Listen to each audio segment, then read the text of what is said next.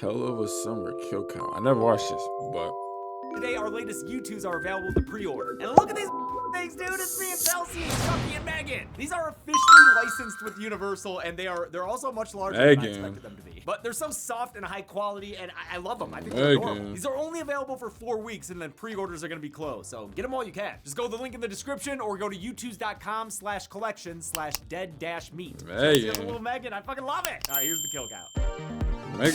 Megan was mid. It was actually Welcome trash, to the not Kill even Count, mid. where we tally up the victims and all our favorite horror movies and show you how they were made. I'm James Itstrystxn, and today we're looking at Hell of a Summer, which premiered in 2023 but had its wide release in 25. Hell of a Summer is a summer camp slasher comedy co-written and co-directed by Finn Wolfhard and Billy Brick, who also co-star in it. They started writing the script when they were teenagers and filmed it 3 years ago when they were 19 and 22. It was the first time either of them had directed a feature film. How are you directing yourself? How was that? It's a good question. It was an idiotic move on my part. Their inexperience and age caused them to run into funding issues. Doesn't matter if you were in Stranger Things. The studio's not gonna want to give a teenager millions of dollars to make a movie. They eventually found a financier and Jason Bateman's production company to help them out. And with that, these college-age kids were able to make their own coming-of-age teen comedy that's also kind of a slasher. They wanted to make a movie by Gen Z for Gen Z, with teenage characters who felt authentic and fresh. And yeah, some of the dialogue is uniquely contemporary. In 9 out of every 10 straight relationships, the woman performs the first sexual favor on her male partner. How's that for unfair? Why do you know that? But honestly, most of it feels pretty recycled, from the vegan jokes to the rowdy cast of counselors just waiting to... My niggas, y'all like when a girl do the first move? For me, I do, because like realistically, I'm like.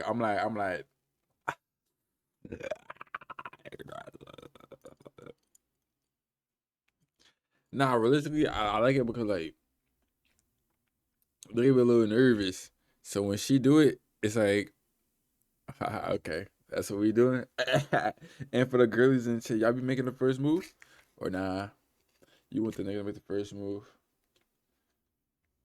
Be killed off one by one. This thing is by the numbers and tropey. It is definitely not going to blow your mind. But it might be a perfect candidate for an entry-level horror flick, especially for younger viewers. You've been in this situation before. Your kid or squeamish friend says they're finally ready to try watching a horror movie. You don't want to scare those fuckers off with Martyrs or Terrifier. You want to ease them in with something that'll hit familiar beats. Hell of a Summer is that. The kills are pretty tame and some scenes feel like filler with improv-like dialogue that goes on too long, but at least the cast is solid and knows what kind of movie they're in. All in all, I didn't love it because I've seen this all before, but it's fine, it's fun, and like I said, good baby's first horror movie.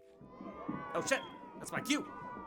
Hello, campers, and welcome back to another year here at Camp Raycon, sponsored by, say it with me now, Raycon! Yeah, that's right. In honor of activity that game, it's the person for your flags who she looks over as slacker. But they still do Raycons? Lounging by the lake. They've got guitars and bug zappers and everything. They're having fun. Ow! I thought you were gonna kiss me. Kathy goes for beers, leaving John strumming himself by the fire. But ain't gonna be no happy endings for him. After Kathy gets back, she finds John choking on his guitar neck. Now the poor guy's a ghost note. Kathy takes off and makes it to her car. John choking on his guitar. 3 minutes and body found guitar neck. Shut down throat. Now the poor guy's a ghost note. Kathy takes off and makes it to her car, but when her headlights turn on, her eyes go like she were staring at him. That's because the killer is behind her. And here's your weekend update. A knife is in the back of her head. Great kill here. Very well constructed. John and Kathy were the owners of Camp Pineway, which is currently filling itself with future victims. They're counselors, setting up for the season before the campers arrive. The same premise of the OG Friday the 13th. The senior-most counselor is Jason Hoshberg, a 24-year-old returning for his 8th year at camp, much to the chagrin of his mom. $100 a week is hardly employment. Bump me up to 115.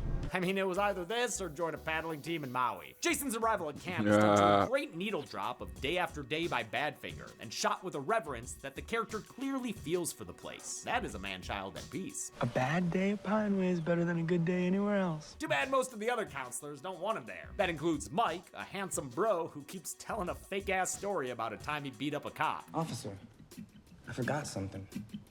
Forgot to mention I'm a liar.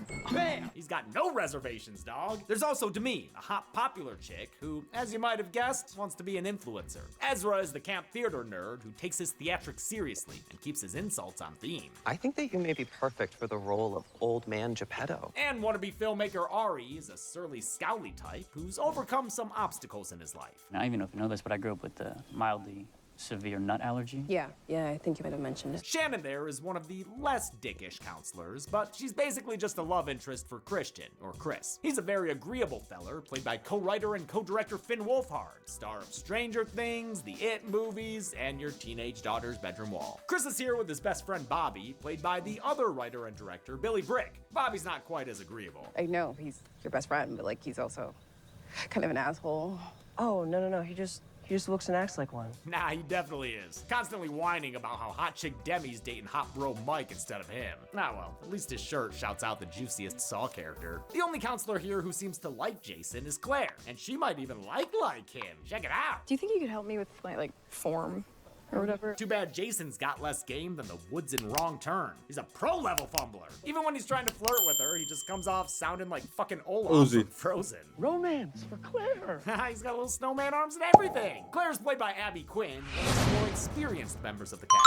She was in M. Night Shyamalan's Knock at the Cabin. She's an excellent co-lead alongside Jason's actor Fred Heckinger, who we've seen on the count in all 3 of the good Fear Street movies. Heckinger is great here and has a huge career ahead of him, I promise you that. I mean, he's already been in everything from 8th Grade to White Lotus to Nickel Boys to Gladiator 2. Hell of a start to a career for a hell of an actor. Jason pops into the office sounding like Jack Voorhees. Here's Jason. But John and Kathy aren't there. They're dead! Jason don't know that though. He just thinks they're gone for a few days, which means he's in charge. Not that he has any actual control over these rowdy counselors and their hedonistic ways. Look at them, drinking, smoking, just asking to be killed. Surprised they ain't playing strip Monopoly. Hell of a Summer was filmed in 19 days at a summer camp near Toronto. It might have been the first summer camp that the filmmakers ever went to. Well, Finn never had a childhood. In fact, Wolfhard Brick and Star Heckinger, who was also a producer, had never gone to summer camp as kids, but hoped to accurately recreate the vibes. We all had this shared kind of aspirational romantic longing for like a summer camp experience that none of us ever had. It worked for the cast. They bonded over camp activities during production, even making each other friendship bracelets, which the characters wear in the film. That night, most of the counselors make s'mores around the fireplace. Demi's not there though. She's preening in her cabin when someone suddenly appears in her doorway. Next thing you know, cross-cut with Jason chopping wood, blood is splattered all over her vanity mirror, putting an end to Demi's vanity. Later, a counselor named Miley sneaks away for a midnight snack. She's a vegan, thinking it'll save the world Astrid and Lily style. Bob even tried to use it to get into her pants. You do realize how disgusting the dairy industry is, right? Like you might as well be eating meat if you're Drinking milk. Jinx, you didn't let me finish. God, that Bobby's an asshole. Turns out Miley's convictions aren't as well done as her tofu burger, because she's craving the meat right now. Cruelty be damned. Before she can get a sinful bite in, though, a devil man shows up and murders her with an off-screen slash. A nearby P and Mike hears Damn, she Miley's gonna scream, find comes oh inside and no. gets jump scared by the killer and a cutaway. Jason is doing his rounds, telling the others about the group activities he has planned for tomorrow, when he goes to Demi's cabin and finds her bloody body in the bunk. He runs to the rec room and screams about the murder, saying Demi's dead and their phones were all stolen. They had been collected in a basket earlier. The others don't take him seriously, with Ezra assuming he's doing some kind of murder mystery activity. He takes them to the cabin where Demi's body has disappeared. Ha, killers. Always moving dead bodies around. Probably a good workout. Still, there's enough blood here to send everyone into a panic, and they find they're unable to escape. Not only are their tires punctured, the killers also destroyed their car batteries. The counselors take refuge in a cabin in the first of many scenes that are pretty underlit throughout the movie. Shit, I might have to... Yep, yeah, just give it the old AVP Requiem treatment. This time at the start of the dark footage, not at the very end. Jason volunteers to check the camp's landline phone, but Claire says he can't go alone. Shannon agrees. It's way too dangerous, Bobby. Why don't you go with him? Shannon is hater of the year with his Bobby feud. They draw cards to see who has to go with him, and it's theater kid Ezra and Ari the Grouch. Both of these guys have been on the kill count before. Ezra is Matthew Finlan, who was an orphan first kill, singing his favorite Gambino song. This is America. And Ari is Daniel Gravel, who was a featured extra in Scary Stories to Tell in the Dark? Yeah, there he is, I think. As the others hang back, protected by Bobby's bear spray, Jason and the low draws head to the cafeteria. They find the phone line deader than Jason's game. What? I said you ain't got no game! In the kitchen, they notice blood seeping out of the fridge. fridge. They open it to discover Miley's head, or a blurry head-shaped blob if you're watching the public version of this video. YouTube just cannot stand severed heads. Come on, YouTube, live a little. They're set running scared by Miley's head.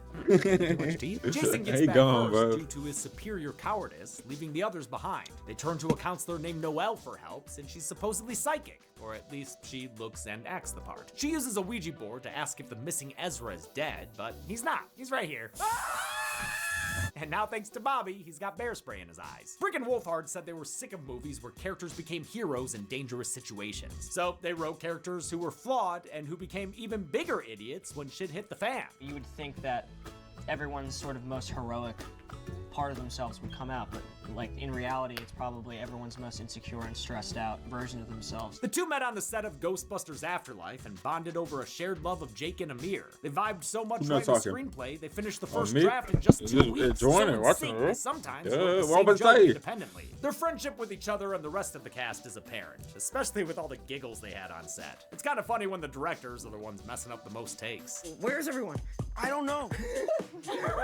Ari doesn't make it back to the cabin with the others. He's been captured. The killer's got him tied up and submissive. Instead of stabbing him with that sharp knife, though, the killer's gonna make use of Ari's deadly nut allergy. This scene is hilariously shot. A jar of peanut butter has never seemed more sinister. I love it. Unfortunately, instead of getting a tourist trap kill, but with peanut butter, Ari's killed off screen. His body's seen being dragged away by the killer a little bit later. Ezra recovers with the help of some shades and throws shade on Jason, accusing him of being the killer. Everyone but Claire immediately jumps aboard the theory, mostly basing their suspicion on a single fact. You're like 45 and you still go to summer camp. Yeah! I'm only 24! Damn, those some unked up charges. Since Jason won't admit to anything, the others leave to get torture weapons to force him to talk? That's a little extreme. Claire takes the opportunity to sneak back and knock out Jason's guard Bobby with a fire extinguisher to the dome. Damn, man, I feel like that could have killed him. They flee Jason's would-be torturers, missing out on the chance for some much-needed liquid nourishment. Fine! Stay dehydrated! In the woods, Jason and Claire find the bodies of camp owners John and Kathy. She wants to keep running, but he'd rather pull a Jack Shepherd. We have to go back. Even though the other counselors tied him up and were about to have like a rat burrow into his chest or something, he says that he forgives them. He heads back to save them from the killer, urging Claire to keep running ahead for help. The remaining counselors decide to look for their missing cell phones, and of course, they split up to do it, which is why Noelle winds up in the art room by herself. The killer appears behind her and adds her to the count with a simple knife stab to the back. When they go to crush her head with a painted rock, we see a second masked devil appear. Hold on to your canteens, kids. There are 2 killers in this movie. The killer's devil mask was inspired by Carnival Funhouse entrances and the mass-produced Ben Cooper Halloween masks from the 50s and 60s, the same kind of mask we have as part of the podcast set. As for who the killers are, well, Chris accidentally walks right in on them. They're the previously assumed dead Demi and Mike. And yes, I did put up a kill graphic for Demi, but I lied about her death and other details. I promise that the count will be accurate from here on out. Lucky for these little schemers, Chris is an idiot. You guys are alive! So the killers escape suspicion and learn. So the whole time the fuckboy athlete and the wannabe Ariana Grande Kim Kardashian fuck bitch was the killers. What the fuck? That the others believe it was Jason. You'd think that'd be great for them, but apparently Demi wanted to become famous and known for killing a bunch of people. But then you'd be famous, but like in jail. Her accomplice Mike points out the obvious. They can instead get famous by being the sole survivors of a massacre. Just pull a Jill and Charlie up in this bitch. She only agrees if they make sure everyone else dies. I am not competing for camera coverage. They start with Ezra when he's on stage practicing a monologue. One of them comes in, breaks Ezra's ankle with a stomp, and kills him with an axe swipe to the head. Oh, they're showing this one too. It is bloody. Great stuff. Jason gets back to camp and retrieves his wood chopping axe. He sneaks inside only to come across Mike, who kicks him unconscious and ties him up. Womp womp. Mike puts his fingerprints on all the murder weapons, and Demi applies, eyeshadow? Wait, why? What am I missing here? When they're alone, Jason asks Demi if Mike's making her do this. Oh my god.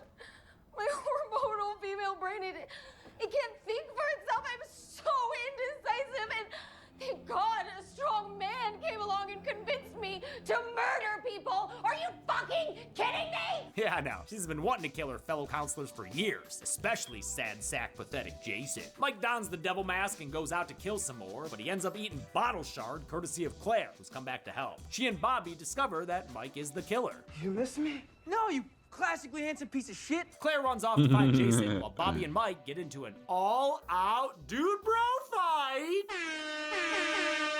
They're knocking over snacks. They're breaking furniture. They're ruining beer pong for the rest of us. Thanks a lot, guys. I head next. The warfare continues as Mike grabs a pocket knife and Bobby grabs a Yule log. Shit, is this match sponsored by Adult Swim? He tries to hit him in the face with festive flames, but he misses, allowing Mike to get the upper hand. Mike punches Bobby's face like he were trying to beat a free toad lick out of it. Then there's a weird tangent where Mike gets a boner? I don't know, man. Not all this movie's humor works for me. But I do like when Bobby says he's willing to help Mike and Demi, then uses Mike's lame-ass words from the cop story against him. Mike, I forgot to mention. I'm a liar. Mike returns the favor and stabs Bobby in the gut, but the throat wound is far more lethal and Mike keels over dead. Claire charges in on Demi and Jason wielding a bow and arrow. There's some hesitation, but earlier character beats come into play and she looses it straight into Demi's eye. Ha! Get it in your eye! It's not enough to kill her, but I guess a stomp from Claire is, since we hear a blood spurt and that's the end of that. I mean, the killers are dead. They're basically home free, save for Bobby, who's bleeding out in the middle of a burning building. Good thing J-Man's on the case and saves that little asshole. There, little asshole. There. As dawn emerges, Chris kisses Shannon, this time on the mouth, and there's a really pretty shot of Claire and Jason by the lake. The movie ends with the two of them talking about their future and smooching as well. Good for them. Were there a hell of a lot of bodies in Hell of a Summer? Let's find out and get to the numbers, where I hear there are a bunch of thirsty counselors. Don't worry, y'all. I'm coming to help. Oh, God. Why are these so full? Surface tension doing a lot of work. 8 people died in Hell of a Summer, and since Chris cares about gender equality, we had 4 male victims and 4 female victims, as shown there. We've seen this count break down 5 previous times on the kill count, though the last time was nearly 5 years ago with the Prowler. Remember that one? Major Chatham! With a runtime of 88 minutes, Hell of a Summer had a kill on average every 11 minutes even. I'll give the Golden Chainsaw for coolest kill to Ezra. Not only does it give us the most gore, that scalp peeling is great, but even the non-bloody part is good when we see his head get hacked in silhouette. Dual Machete for lamest kill will go to Noel, done off with a quick and simple stab to the back. And that's it. Hell. Fuck.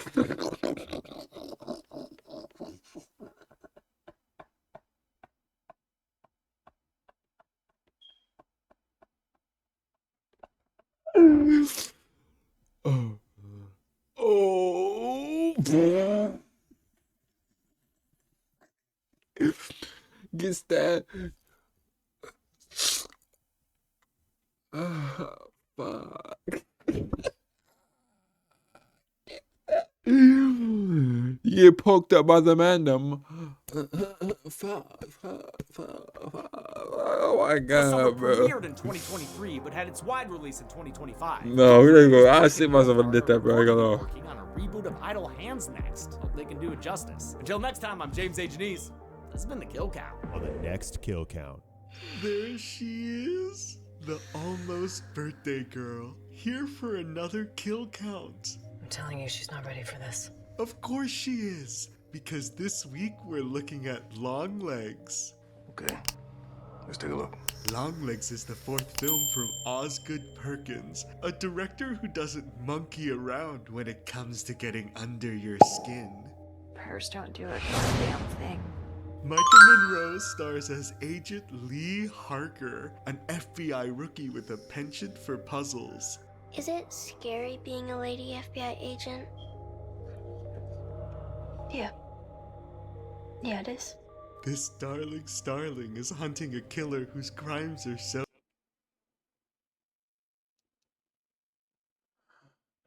The